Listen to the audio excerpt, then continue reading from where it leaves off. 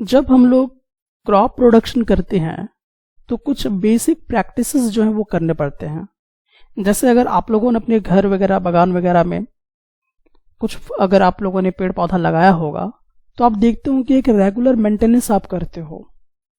तो यहाँ पर हम लोग किसी भी क्रॉप का प्रोडक्शन अगर आपको करवाना है तो आपको कुछ बेसिक प्रैक्टिसेस जो है वो करने पड़ते हैं।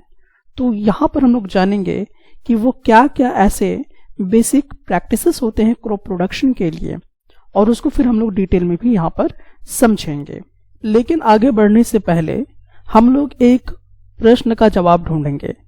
Y paddy can not be ground in the winter season, यानी जो धान होता है जिससे चावल निकलती है, तो उस पैडी को हम लोग विंटर सीजन में क्यों नहीं उगाते हैं, क्यों नहीं उसको ग्रो करते हैं। आपको ऐसा क्या इसका लगता होगा, क्या सही इसका जवाब होना चाहिए? तो बेसिकली इसका जो सही जवाब होना चाहिए वो है ये कि paddy requires a lot of water. जो भी पेडी होते हैं उनको किस चीज की जरूरत होती है?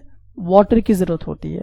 और ये वाटर जो है कोई थोड़ा मोड़ा मात्रा में नहीं चाहिए, बल्कि बहुत ज्यादा मात्रा में वाटर की आवश्यकता होती है।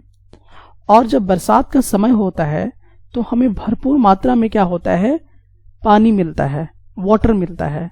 और यही कारण है कि जो पैडी होता है उसको हम लोग बरसात के मौसम में लगाते हैं, जबकि ठंड के मौसम में हमें उतना ज्यादा पानी का मात्रा नहीं मिल पाता है, जिसकी वजह से पैडी जो है वो उस समय उस विंटर के सीजन में हम लोग इसे नहीं उगा सकते हैं। इसलिए जब भी आपको पैडी लगाना हो, जब भी आपको पैडी को उगाना हो, तो जब बरसात वाला मौसम आता है तभी आपको उगाना चाहिए, क्योंकि इस मौसम में हमें भरपूर मात्रा में पानी जो है वो मिल जाता है। अब हम लोग यहाँ पे देखेंगे कि एग्रीकल्चर प्रैक्टिसेस क्या क्या होते हैं। तो जैसा कि मैंने आप लोगों को बताया कि किसी भी क्रॉप प्रोडक्शन को बेटर ढंग से होने के लिए और लार्ज क्वांटिटी में उसको प्रोड्यूस्ड करने के लिए हमें क्या करना पड़ता है? कुछ बेसिक प्रॉपर्टीज, बेसिक प्रैक्टिसेस करने पड़ते हैं। तो हम लोग यहाँ पे देखेंगे कि वो क्या बेसिक ऐसे प्रैक्टिसेस हैं ताकि क्रॉप का प्रोडक्शन ज्यादा से ज्यादा हो। तो पहला जो है वो है प्रिपरेशन ऑफ सॉइल। पहले तो आपको मिट्टी को बढ़िया से प्रिपेयर करना है, फिर उसमें बोना है आपको, जो बीज वगैरह आप डालते हो। फिर आपको क्या करना है, उसमें जो मैन्यूर्स वगैरह आते हैं, जो फर्टिलाइजर्स वगैरह आते हैं, उसको डालना है। फिर उसमें पानी पटाना है, मतलब इरिगेशन करना है। फिर उसको वीड से आपको प्रोटेक्ट करना है, फिर उसका हार्वेस्टिंग करना है, फिर स्टोरेज करना है। तो ये तमाम ऐसे बेसिक आपके एग्रीकल्चर प्रैक्टिसेस हैं जो हमें करने पड़ते हैं ताकि हम ज्यादा से ज्यादा मात्रा में क्या कर सके?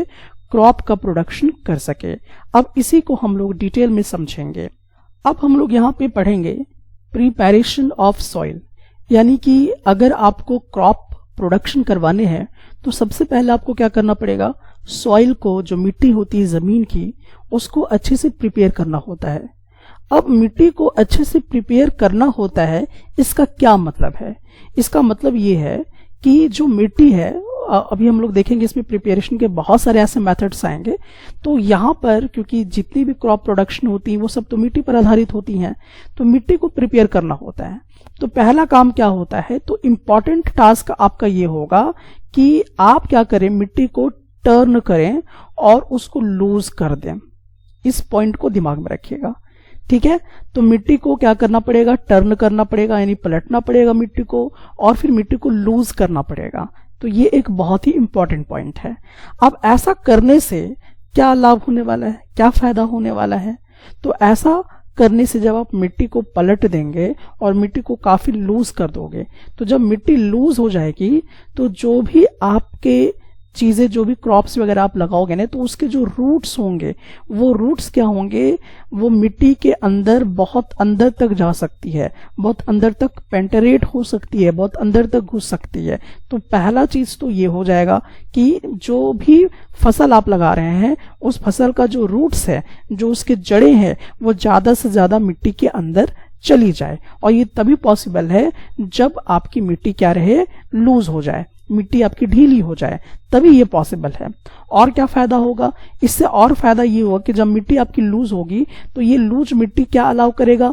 रूट्स को ब्रीथ करने में अलाउ करेगा, यानी कि उसको अच्छे से सांस लेने वगैरह में भी मदद भी करता है। ठीक है, चाहे वो भली कितना अंदर क्यों ना चला जाए। ठीक है, तो अगर मिट्टी लूज रहेगी तभी ये क्या कर पाएगा? ब्रीथ बहुत बढ़िया से कर पाएगा। कौन? रूट्स जो है वो। तो यहां पर हम लोगों ने क्या देखा कि हमें सबसे पहले मिट्टी को प्रिपेयर कैसे करना है। तो मिट्टी को प्रिपेयर हमें क्या करना है? मिट्टी को आपको लूज करना है, मिट्टी को पलटना है। ठीक है, तो लूज जैसे आप मिट्टी को करेंगे तो मिट्टी के अंदर जो जड़ें हैं क्रॉप्स के, वो अंदर से अंदर जा सकते हैं, मतलब डीप इनसाइड जा सकते हैं, पेंट्रेट हो सकते हैं। और लूज करने से ये भी फायदा होगा कि बड़ा आसानी से उन जड़ों को क्या हो सकता है? ब्रीदिंग करने में आसानी हो जाता है। अब यहाँ पे एक बेहतर प्रश्न है और इस प्रश्न का जवाब हम लोग पता लगाते हैं। प्रश्न ये है आपके सामने, why does the loosing of soil allow the roots to breathe easily? यानी कि जब आप मिट्टी को लूज करते हो तो जो जड़ें हैं वहां पर वो बहुत बढ़िया से ब्रीथ कर सकते हैं। तो आखिरकार ऐसा क्यों कर पाता है? इस प्रश्न का जवाब हम लोग पता लगाएंगे। तो जैसा कि हम लोग यहाँ पे जो प्रश्न किए हैं कि आखिरकार मिट्टी को लूज करने की क्यों आवश्यकता होती है, तो देखिए लूज करने के जो रीजन है वो मैं आपको बताता हूं। जब आपकी मिट्टी लूज होगी, जब आपकी जमीन की मिट्टी क्या हो? काफी लूज होगा, तो वो क्या करेगा? वहां पर ज्यादा से ज्यादा क्या होगा? अर्थ वॉर्म्स जो है वो वहां पर बढ़ने लगेंगे, वहां पे पनपने लगेंगे। कौन? अर्थ वॉर्म्स। ठीक है, और क्या होंगे? माइक्रोब्स। तो ये जो माइक्रोब्स होंगे और जो अर्थ वॉर्म्स होंगे वो ज्यादा से ज्यादा क्या होंगे? पनपने शुरू कर जाएंगे। कहां पे पनपेंगे ये? जहां पर मिट्टी आपकी बहुत ज्यादा लूज होगी, वहां पर ये अर्थवर्म्स जो हैं और ये जो माइक्रोब्स हैं वो ज्यादा से ज्यादा वहां पर प्रोड्यूस्ड होंगे। और इससे फायदा क्या होगा? इससे ये फायदा होगा कि जो आपकी मिट्टी है ऑटोमेटिकली टर्न हो जाएगी, यानी कि मिट्टी जो है वो यही जो आपके अर्थवर्म्स हैं और ये जो माइक्रोब्स हैं यही क्या करेंगे? मिट्टी को पलटने में मदद भी करेंगे। तो एक तो फायदा यहां पर होगा। दूसरा क्या होगा कि मिट्टी को ये क्या देंगे? ह्यूमस देंगे। क्या देंगे? ह्यूमस देंगे। और ये चीजें जो होती हैं ये फार्मर के आपके फ्रेंड हो जाते हैं, क्योंकि किसी भी फसल को सक्सेसफुली क्रॉप को प्रोड्यूस करने के लिए ये दो चीज बहुत ही अहम होते हैं। तो ये बात आपको समझ में आ गई होगी कि जब आप मिट्टी को लूज करते हो तो लूज करने से क्या होता है? मिट्टी को लूज करने से अर्थवर्म्स पैदा होंगे, माइक्रोब्स पैदा होंगे, और यही ऑर्गेनिज्म जो है ये क्या करेंगे? मिट्टी को ऊपर नीचे करेंगे और उसको क्या करेंगे? एक तरह से न्यूट्रिशन प्रोवाइड कर देंगे। और इस तरह से क्या होगा कि आपका जो जमीन का मिट्टी होगा वो बहुत ज्यादा फर्टाइल हो जाएगा। इसके बावजूद भी आपके मन में एक प्रश्न तो पक्का आ ही रहा होगा कि इसके बावजूद भी हमें मिट्टी को पलटने की क्यों जरूरत पड़ रही है और मिट्टी को लूज करने की क्यों जरूरत पड़ रही है, और इसके क्या कारण हो सकते हैं, इससे क्या बेनिफिट हो सकता है। तो चलिए अब हम लोग इस प्रश्न के जवाब को भी ढूंढेंगे। तो जैसा कि हम लोगों का प्रश्न है कि हम मिट्टी को बार बार पलट क्यों रहे हैं, पलटने के क्या कारण है। तो देखिए जो हमारा सॉइल होता है उस सॉइल में बहुत सारे मिनरल्स जो हैं वो कंटेंट होते हैं। उसमें वाटर भी होता है, एयर भी होता है और कुछ लिविंग ऑर्गेनिज्म भी होते हैं। अब होता क्या है कि इसके साथ साथ जो डेड प्लांट्स हैं या जो मरे हुए जानवर हैं, मरे हुए पेड़ पौधे और मरे हुए जानवर जो हैं ये कहीं ना कहीं मिट्टी के जो ऑर्गेनिज्म होते हैं उसके जरिए डिकम्पोज कर लिए जाते हैं, और इसके वजह से बहुत सारा वेरियस न्यूट्रिएंट्स जो है वो डेड ऑर्गेनिज्म से जो है वो मिट्टी में चली जाती है। तो जो आपके जो मरे हुए प्लांट्स हैं, मरे हुए जो जानवर हैं, उससे जो बाहर निकलता है तो वो एक न्यूट्रिएंट्स के फॉर्म में बाहर निकलता है, वो डिकम्पोज्ड होता है, और वो जो है न्यूट्रिएंट्स वो कहाँ चली जाती है? सॉइल के अंदर चली जाती है। तो ये जो आपके न्यूट्रिएंट्स हैं वो क्या हो जाते हैं? फिर से एब्जॉर्ब्ड हो जाते हैं। किसके जरिए? प्लांट्स के जरिए। तो प्लांट्स में ये सारे जितने आपके न्यूट्रिएंट्स हैं जो प्लांट्स की आवश्यकता है वो यहाँ पे क्या कर लेता है, अपने आप को पूरा ले लेता है। तो बेसिकली जब हम मिट्टी को टर्न करते हैं, ठीक है, जब आप मिट्टी को टर्निंग करते हो, जब आप मिट्टी को लूज करते हो, तो सॉइल जो है, जो आपकी मिट्टी है, उसको ज्यादा से ज्यादा क्या मिलता है, न्यूट्रिशन मिलता है, ताकि वो अच्छे ढंग से क्या कर सके, प्लांट्स ग्रो कर सके। इसीलिए यही कारण है कि जो मिट्टी है, मिट्टी की जो ऊपरी परत है वो तो हार्ड होती है, तो उसको लूज करने से और उस मिट्टी को पलटने से क्या होता है, मिट्टी को बहुत ज्यादा न्यूट्रिशन मिलता है ताकि वो अच्छे से ग्रो कर सके। यही कारण है कि हमें क्या करना पड़ता है, मिट्टी को टर्न करने की आवश्यकता पड़ती है, मिट्टी को लूज करने की आवश्यकता पड़ती है। अब हम लोग यहाँ पे सीखेंगे कि टीलिंग या प्लोइंग क्या होता है। तो देखिए, जो आपका टीलिंग है, टीलिंग का क्या मतलब है, प्लोइंग का क्या मतलब है, इसको हम थोड़ा सा समझते हैं। तो आपने क्या किया था, मिट्टी को लूज किया था और मिट्टी को आपने क्या किया, टर्न किया। तो जब आप मिट्टी को टर्न करते हो, लूज करते हो, जिस प्रोसेस के माध्यम से, ताकि मिट्टी की जो क्वालिटी है वो अच्छा से अच्छा इंप्रूव हो सके, उसको ज्यादा न्यूट्रिशन मिल सके, तो इस प्रोसेस को ही हम लोग क्या कहते हैं, टीलिंग कहते हैं या प्लोइंग कहते हैं। तो आप ये डेफिनेशन लिख सकते हैं कि टीलिंग का डेफिनेशन क्या है या प्लोइंग का क्या मतलब है। तो मिट्टी को पलटना, मिट्टी को लूज करना ही क्या कहलाता है, टीलिंग कहलाता है, या उसको हम प्लोइंग कहते हैं। अब इसको करते कैसे हैं, तो इसको आप लोग किसके माध्यम से करते हो, आप इसको हल के माध्यम से करते हो।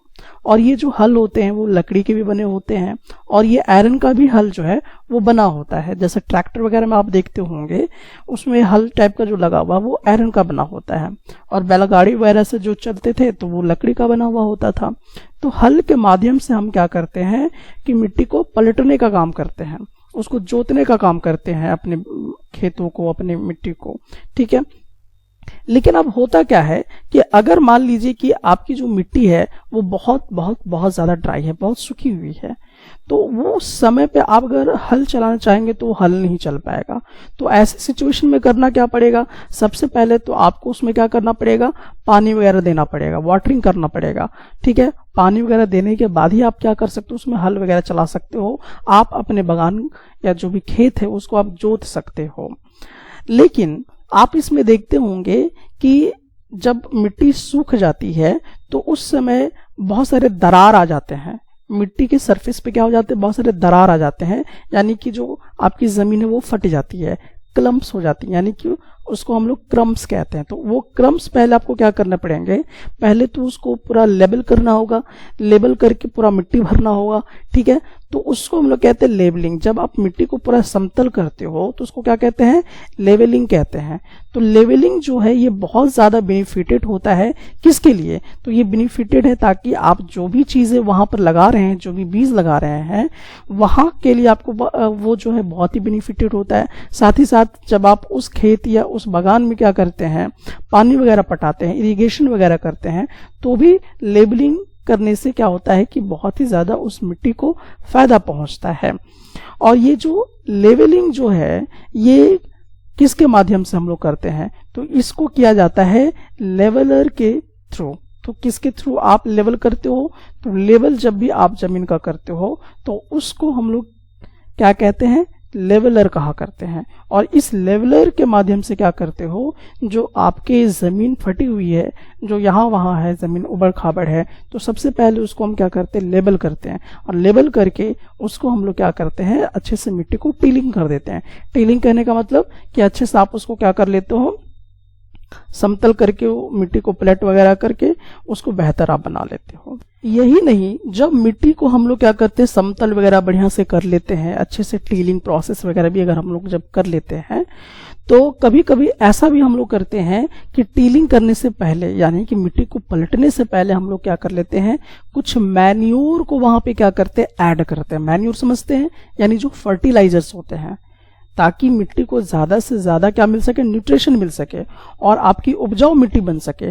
तो टीलिंग करने से पहले, यानी कि मिट्टी को पलटने से पहले, लूज करने से पहले, हम लोग क्या करते हैं, यानी कि खेत की जोताई करने से पहले हम लोग क्या करेंगे, उसमें फर्टिलाइजर्स भी डाल देते हैं, यानी कि मैन्योर को भी ऐड कर देते हैं। और इससे ऐड करने से क्या होता है कि मिट्टी को बहुत ज़्यादा न्यूट्रिशन मिल जाता है और वो क्या हो जाता है, वो मॉइस्चर हो जाता है और ज़्यादा से ज़्यादा आप उसमें उत्पादन जो है वो कर सकते हैं। सो बेसिकली हमने क्या देखा कि अगर मिट्टी को प्रिपेयर करना है तो प्रिपेयर करने का तरीका है कि आप उसका टीलिंग करें। टीलिंग करें इसका ये मतलब हुआ कि मिट्टी को पलटे, मिट्टी को लूज करें और उसके बाद उसका क्या करें, लेवलिंग करें, यानी कि उसको समतल कीजिए। और ये सब चीजें हम लेवलिंग जो है ये कैसे करते हैं, हल के माध्यम से करते हैं, प्लॉज के माध्यम से करते हैं और लेवलर्स के माध्यम से हम लोग क्या करते हैं, मिट्टी को टीलिंग करते हैं और फिर लेवलिंग करते हैं। और ये बहुत ही नेसेसरी होता है मिट्टी को प्रिपेयर करने के लिए। सो इस क्वेश्चन का आपको जवाब देना है यहाँ पे फिल इन द ब्लैंक्स है। यहाँ पे प्रश्न है the first step before growing crops is of the soil, यानी कि जब आपको फसल को उगाना हो तो पहला स्टेप आप क्या करोगे, आपके पास ऑप्शन है फ्लॉट करोगे, वाटर करोगे, क्रॉप करोगे, न्यूट्रिएंट्स करोगे या प्रिपेयर करोगे। तो डेफिनेटली आपका जवाब क्या होगा, प्रिपैरेशन। यानी कि आप यहाँ पे क्या भरोगे कि मिट्टी की सबसे पहले हम लोग क्या करेंगे, प्रिपैरेशन करेंगे।